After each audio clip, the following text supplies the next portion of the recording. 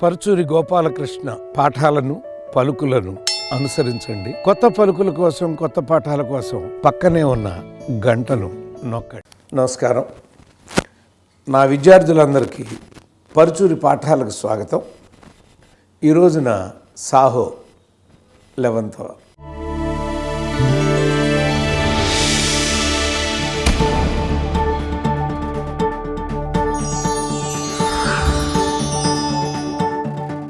అంటే సాహోకు కూడా 11వ అవర్ ఉంటుందని మళ్ళీ కొంతమంది క్వశ్చన్లు వేస్తారు, నాకు తెలుసు. ఎందుకంటే పెద్ద హీరోల సినిమాల గురించి నేను ఎప్పుడు మాట్లాడినా అందరూ కాదు కానీ కొంతమంది డిఫరెంట్గా స్పందిస్తున్నారు. మళ్ళీ చెప్తున్నా, ఇది ఏంటంటే నేను చెప్పేది అయిపోయింది. అది సంపాదించాల్సినంత డబ్బు సంపాదించినాకే మన వాళ్ళ కోరిక మీదకి, అభిమానుల కోరిక మీదకి నేను అది అయిపోయినాక నేను సినిమా గురించి మాట్లాడటం మొదలెడుతున్నాను. అన్నీ చూస్తే మీరు 3వ వారం 4వ వారానికే వస్తున్నాయి ఈ సినిమాలన్నీ కూడా. అంటే ఇవాళ ఒకప్పుడు మేము 50 రోజులు దాటేదాకా భయపడేవాళ్ళం. ఇవాళ మీకు 3వ వారం అంటే అసలు అయిపోయింది. 4 వారాలు దాటి పెద్ద సినిమాలు రాని రోజు కష్టాలు. ఎక్కడో ఒక థియేటర్లో అట్లా ఆడుతున్నాయి కానీ 100 రోజులు అనే ఫంక్షన్లు చూసి ఎన్నాళ్ళు అయింది ప్రేక్షకులు? మా నరసింహనాయుడు, మా ఒక్కడు, మా ఇంద్ర, ఆ లక్షల మందిలో చేసుకున్న ఆ ఫంక్షన్లు మళ్ళీ అసలు ఈ తెలుగు ఇండస్ట్రీ చూస్తుందో లేదో నాకు అర్థం కావట్లేదు. ఏమైనా ఇప్పుడు సాహో గురించి మాట్లాడుతున్నాను. నేను ట్విట్టర్లో పెట్టానండి, సాహో ఓహో అనిపించుకోవాలి అని. కొన్ని విభాగాల్లో అనిపించుకుందాం. సాహో టెక్నికల్గా ఓహో అంటే ఆ టెక్నీషియన్స్ పడ్డ శ్రమ మామూలుగా లేదండి. దాన్ని ఒక హాలీవుడ్ సినిమా రేంజ్లో చూపించాలి అన్న దాంట్లో మాత్రం వాళ్ళు గెలిచారు. అలాగే పెర్ఫార్మెన్సుల్లోకి వస్తే అందరూ చాలా అద్భుతంగా పెర్ఫార్మెన్స్ చేశారండి. బట్ అందం విషయానికి వచ్చేసరికి ప్రభాస్ అంతకుముందు ఉండేటువంటి చక్కగా ఛత్రపతిలో కానీ, వర్షంలో కానీ, పౌర్ణమిలో కానీ అలా ఉండేటువంటి ఒక అద్భుతమైన అందం మన డార్లింగ్లో కానీ, మిస్టర్ పర్ఫెక్ట్లో కానీ, అంటే సామాన్యంగా మాస్ హీరోలకండి లేడీస్ ఫాలోయింగ్ రాదు. ఒట్టి మాసే ఉంటాం. రామారావు గారికి, నాగేశ్వరరావుకి లేడీస్ ఫాలోయింగ్ అంటే రామారావు గారికి మేము మాస్ ఫాలోయింగ్ ఉండేవాళ్ళం. కానీ ఒక మహేష్ బాబుకి, ప్రభాస్కి కూడా చక్కటి ladies following because of that films అండి. మీకు ఒకసారి చెప్పాను నేను, స్వర్ణకమలం చేసినాక వెంకటేష్కి క్లాస్ ఆడిటోరియం యాడ్ అయిందండి. అలా కొన్ని సినిమాలు చేసినప్పుడు కొన్ని ఆడిటోరియంలు యాడ్ అవుతాయి. Class auditorium, mass auditorium, ladies auditorium, ఇట్లా రకరకాలుగా మీకు చెప్పాను నేను. 8 రకాలుగా ఉంటారు. భాగంగా 4 ఉంటారు, 4 రోజులు 8 అవుతాయి బ్యాడ్. ఇలా ఒక అద్భుతాన్ని ఇది చేయాలి. నేను అనుకున్నానండి ఆ సినిమాకి. నేను దురదృష్టం ఏంటంటే నేను ఈ మధ్య వెబ్సైట్లో ఇవన్నీ చదవటం మానేశానండి. ఆ నెంబర్ ఎవరో 5కు 2 వేయగానే ఎందుకు ఇంత డబ్బులు పెట్టి ఒక రచయితగా, ఒక నిర్మాత, డబ్బు విలువ తెలిసిన వాడినండి. లేగానే ఇక లోపలికి వెళ్ళా చూడాలి అసలు ఏం జరిగింది, ఏంటి కథ అనేది కూడా. అలా ఈ తర్వాత నేనే సినిమా చూస్తా కదా, చూసినప్పుడు నిర్ణయించుకోవచ్చాను. సినిమా హాల్లోకి వెళ్ళి కూర్చునే వరకు నేను జేమ్స్ బాండ్ ఫిల్మ్ అనుకున్నానండి. అంటే 007 సీన్ కానరీ సినిమా రేంజ్లో తీసి ఉంటారు. అందుకే ఇంత డబ్బు అయింది. అందుకే అంత డబ్బు కూడా మీకు ఫస్ట్ వీక్స్, సెకండ్ వీక్లో కలెక్ట్ చేసింది. ఆల్మోస్ట్ లెవెల్స్ అయిందని కూడా నేను చదివానండి. మరి అలా చేసిందనేసరిగా నేను అలా ఊహించాను. కానీ లోపలికి వెళ్ళి చూస్తే అది జేమ్స్ బాండ్ ఫిలిం కాదు. మీరు గమనించారో లేదో, కథాంశము గుర్తుపట్టారో లేదో మీరు. నేను అర్జున్ రెడ్డి చెప్పినప్పుడు దీని కథాంశము దేవదాసు అని చెప్పినప్పుడు కొంతమంది కొంచెం విమర్శించారు. కానీ మళ్ళీ చెప్తున్నానండి, సాహో కథాంశము బాహుబలి. చాలామందికి మళ్ళీ మీకు ఆశ్చర్యం వచ్చింది, ఏంటి బాహుబలి అంటాడేంటి దీన్ని పట్టుకున్నాను. ఒక్కసారి కళ్ళు మూసుకోండి.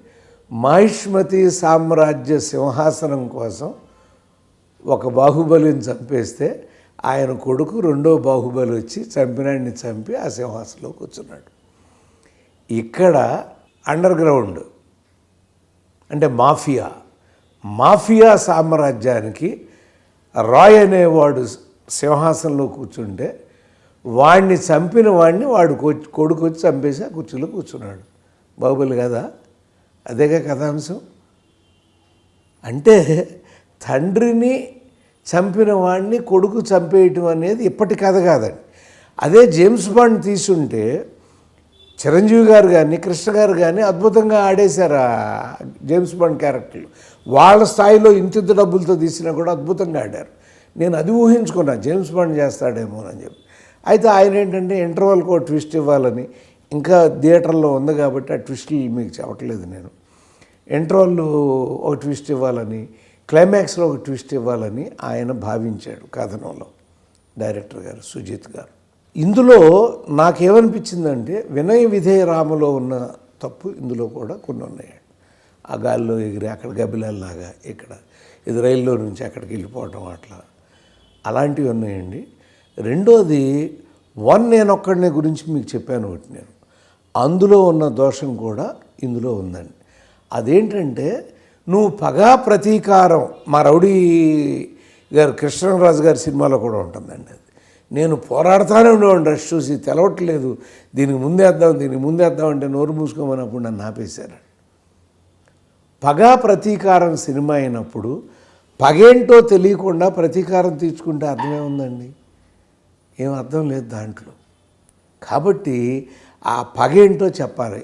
నేనంటేలో కూడా గుర్తుందిగా మీకు, తండ్రిని చంపాడు అని పాపం అమాయకుడు ఇతను ఏదో వ్యాధి మూలంగా భ్రమిస్తున్నాడు అని చెప్పి చివరికి వచ్చేసరికి నిజమే తండ్రిని చంపింది కరెక్టే అని వాళ్ళని అతను చంపడం. అక్కడ తండ్రిని చంపిన వాళ్ళని అక్కడ డబ్బు, ఆ కొన్ని లక్షల కోట్లు, దానికోసం కథాంశం అలాంటిదేనండి. ఇక్కడ సింహాసనం అన్నారు కాబట్టి నేను బాహుబలితో పోల్చే, కానీ నేనంటే నేనులో కూడా ఉన్న మూల కథాంశం అదే. తండ్రిని డబ్బు కోసం చంపిన వాడిని చంపే కొడుకు కథే అది కూడా. కాబట్టి మీరు వచ్చిన కథని ఆల్రెడీ ఒకసారి ఆ ముఖం మీద చూసినటువంటి లైన్ని మళ్ళీ చాలాసార్లు చెప్తాం మీకు. అదేంటంటే successful element is always success on other face. అదే ఫేస్ మీద రేరుగా అంటే అవుతాయండి. బాలయ్య మీద క్రైమ్ అండ్ పనిష్మెంట్ 3 అయినాయండి. సమరసింహారెడ్డి అయింది, వంశానికి ఒక్కడైంది, మన రౌడీ ఇన్స్పెక్టర్ అయింది. అందుకే సింహాద్రి వద్దనుకున్నాడు అప్పుడు తను. వద్దండి మళ్ళీ క్రైమ్ అండ్ పనిష్మెంట్ మనకెందుకని పల్నాడు బ్రహ్మనాయుడికి వెళ్ళాడు బాబు. అయితే ఒరిజినల్గా బాలయ్య బాబు చేయాల్సిన సినిమా సింహాద్రి. సో ఆ డైలాగ్ కూడా రాయిపోయాం అప్పుడు విజయేంద్ర ప్రసాద్ గారి కథ. అలా ఒక కథని దాన్ని మలుచుకునేప్పుడు చాలా ఇంట్రెస్టింగ్గా తీసుకెళ్ళాలండి. 1 2 ఇక్కడ కూడా మీకు ఏమైపోయిందంటే చాలాసార్లు ఇతను హీరో కూర్చుని, ఆమె మరి శ్రద్ధా కపూర్ ఎవరో హీరోయిన్ పేరు నాకు తెలియదు, పోలీస్ ఆఫీసర్ వేసింది, ఆ అమ్మాయి చేసేస్తుందండి మొత్తం.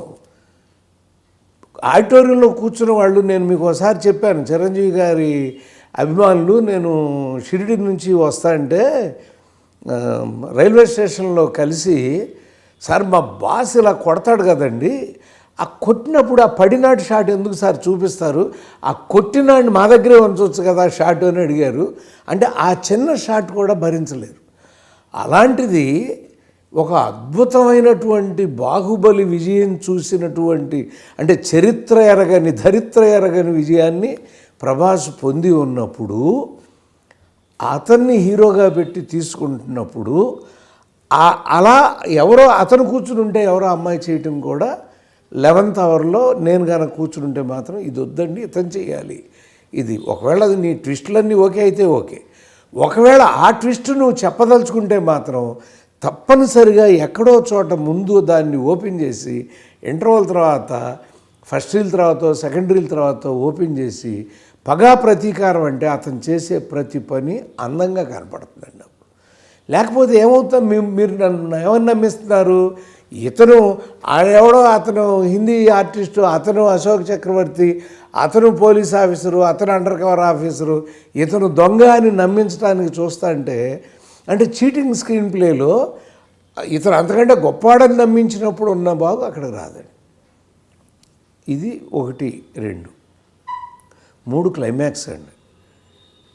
నేను కొంచెం ఆ లెంగ్త్ చూడలేదండి. ఎంత అనేది చూసేసరికి నన్ను తీసుకెళ్ళడానికి మా శ్రీమతి వచ్చి కింద నుంచి ఫోన్ చేసింది. ఇప్పుడు క్లైమాక్స్ ఫైట్ స్టార్ట్ అయింది, ఒక 10 నిమిషాల్లో దిగేస్తాను, ఉండండి అక్కడే అని. 10 నిమిషాల్లో ఫోన్ చేసి దిగలేదేంటి అని. ఇంకా అవ్వలేదు. మళ్ళీ 10 నిమిషాలకు ఫోన్ చేసింది, ఇంకా అవ్వలేదు. మళ్ళీ 10 నిమిషాలు ఫోన్ చేసిందండి. నేను చేస్తాను, నువ్వు చేయబోక ఇంకా అవ్వలేదు అని. నేను తర్వాత లెక్క చూశానండి. అక్కడి నుంచి అక్కడికి ఆవిడ ఫోన్ చేసిన కాడి నుంచి 34 నిమిషాల క్లైమాక్స్ ఎపిసోడ్ అండి.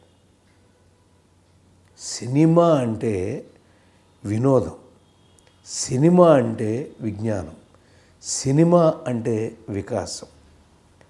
కేవలం ఫైట్లతో మేము దెబ్బతిన్నాం. వేటలో ఉన్న ఫైట్లు ఎక్కడా ఉండవండి. దానితో మాత్రం మనం సినిమాలను ఆడించలేం. పెర్ఫార్మెన్స్తో ఆడించగలం. చూపించాడు అతను. బాహుబలి కానీ, మిస్టర్ పర్ఫెక్ట్ కానీ, డార్లింగ్ కానీ, మిర్చి కానీ ఎలాంటి పెర్ఫార్మెన్స్లు చేసి చూపించాడు మనకి. ఒక అద్భుతమైన పెర్ఫార్మెన్స్ చేయగలిగినటువంటి హీరో వచ్చినప్పుడు ఈ కథనం అంటే ప్రభాస్ ఓహో, టెక్నికల్గా ఓహో, వాళ్ళు పెట్టిన ఖర్చు ఓహో, కానీ కథనం మాత్రం ఓహోలాగా ఎందుకు లేదంటే, నువ్వు ఏ కథాంశము తీసుకున్నావో మీకు చాలాసార్లు చెప్తా ఉంటే, ఇది గ్లాస్ అయితే ఇక్కడున్న కథాంశానికి సరిపోయేటువంటి ఈ ముక్కలు, ఐసు ముక్కలు వేస్తేనే గ్లాస్ ఫుల్ ఆఫ్ వాటర్ తాగటానికి ఉపయోగపడుతుంది. కానీ నువ్వు డైమండు, గోల్డ్ వేసినా కూడా కింద నీళ్లు పైకి వస్తాయి తప్ప వాటర్తో ఇది ఫిలప్ అవ్వదు అని చెప్పి, అలా నేను తర్వాత చూశానండి. చాలామంది వెబ్ సిరీస్లో రాసినవన్నీ తర్వాత చూస్తే అందరూ కూడా నాలాగే భావించారు. అంటే యాక్షన్ పార్ట్లతో ఆకట్టుకోవాలని చూడటం అక్కర్లా. నీకు ఒక అద్భుతమైన హీరో ఉన్నాడు అక్కడ. అతని నటనతో నువ్వు ఈజీగా ఎక్కడో అంచులు చూపించగలిగేటువంటి పరిస్థితి వచ్చి ఉండేది. ఏమైనా అదృష్టం ఏంటంటే దాని డబ్బులు వచ్చేసినాయి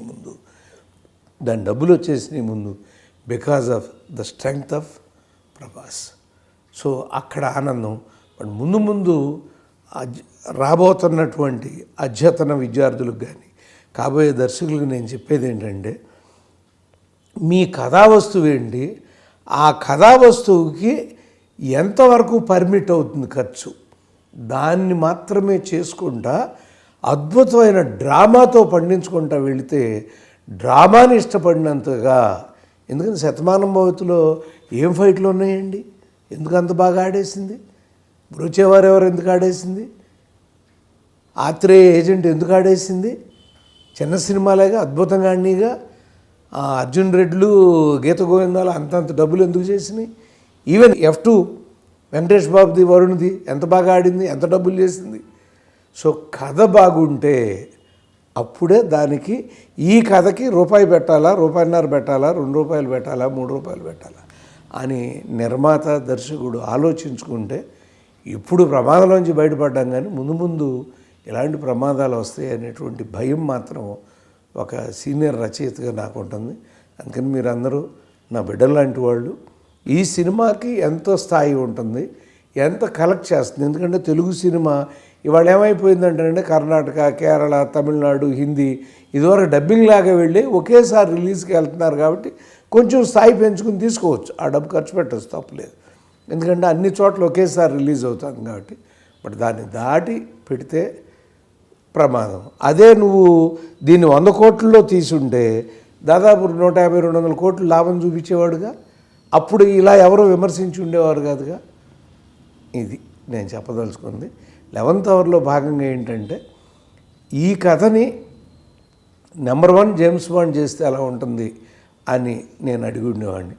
నెంబర్ 2 ఇదే కథాంశం అయితే నువ్వు ముందు కొంచెం రివీల్ చేయకపోతే పగా ప్రతీకారం అనేటువంటి కాన్సెప్టు దెబ్బతింటుంది అని చెప్పి ఉండేవాడిని. 3 ఇంత ఇమేజ్ ఉన్న హీరోని పెట్టుకున్నప్పుడు ఆయన్ని కూర్చోబెట్టి ఎవరెవరో వర్క్ చేస్తున్నట్టుగా చాలా వర్క్ కనబడింది కదా. మురళీ శర్మ చేస్తున్నాడు, హీరోయిన్ చేస్తుంది, అవతల ఒరిజినల్ అశోక్ చక్రవర్తి చేస్తున్నాడు. ఈయన భాగం కంటే వాళ్ళ భాగాలు ఎక్కువ వెళ్ళిపోతుంది. ఇది వస్తున్నప్పుడు థియేటర్లో అతన్ని ప్రేమించి వచ్చే ఆడిటోరియానికి బాధ కలుగుతూ ఉంటుంది. అబ్బా మన హీరోకి రావట్లేదు, మన హీరోకి రావట్లేదు. ఎందుకంటే సింపుల్ ఉదాహరణ చెప్తానండి. ప్రజాస్వామ్యం క్లైమాక్స్లో శారద గారిని కాపాడటానికి మేము గవర్నర్ లెటర్ తెస్తే అక్కడ పడిపోతుందండి. శివకృష్ణ గారు, రాజశేఖర్ గారు, నేను ఉన్నాం. నూతి గురు అని నన్ను అరుస్తున్నారు, శివకృష్ణ నూతి అని ఒకళ్ళు అరుస్తున్నారు, రాజశేఖర్ని అతను పెట్టి అతను ఏదో అప్పుడు పేరుతో పిలిచేవారు, అతను అరుస్తున్నారు. అంటే ఎవరి ఫ్యాన్స్ వాళ్ళనే ఆ కాగితం తీయమంటున్నారు. అర్థమై ఉంటుంది మీకు. అంటే ఆ కాగితం ఎవరు తీస్తే అతను ఆ ప్రాణం కాపాడినట్టు. సో ఇది మీరు గుర్తుపెట్టుకోండి. అలా మనం అంత హీరోని పెట్టుకున్నప్పుడు ఆ హీరోకే పాండవుల్లో కుంతీదేవి భీముడికి అధిక భాగాన్ని, సగభాగాన్ని అన్నం వడ్డించినట్టుగా అంత భాగాన్ని, అధిక భాగాన్ని హీరోకే ఇవ్వాలి అని పోరాడి ఉండేవాడిని. దీని రిజల్ట్ ఇంకో రకంగా ఉండేదేమో తెలియదు. నమస్తే.